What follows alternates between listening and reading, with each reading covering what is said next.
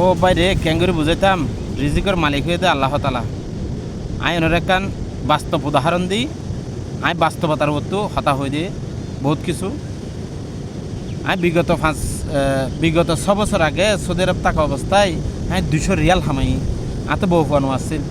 ইও আল্লাহ তালা চলাইয়ে আমি বাংলাদেশের মধ্যে বিগত 5 বছর দোয়ান করে দিই।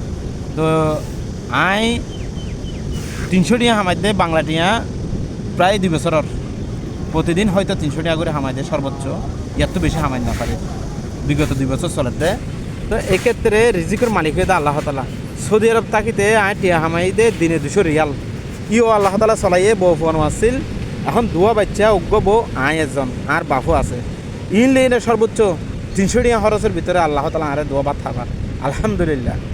সৎগরি চলন খনিকার খারাপ পরামর্শ না দিবান, খনিকালে খারাপ চিন্তা নকরিবান, নিজে সৎ হালালভাবে চিন্তা করিবান। ইনশাআল্লাহ অনরে আল্লাহ তালা চালাই দেবে। মানুষের জামিলা তৈরি নকরিবান, জামিলা তো দূরে থাকিবান। রিজিকের মালিক আল্লাহ। অনরে আশেপাশে মানুষের রিজিক লফালাইতে চাইব, কিন্তু রিজিক দিব তো আল্লাহ। আল্লাহর ওরে একদিন রাখিবান, বিশ্বাস রাখিবান, মানি চলন, চেষ্টা করন, চিন্তা করন, ফল পাইবান।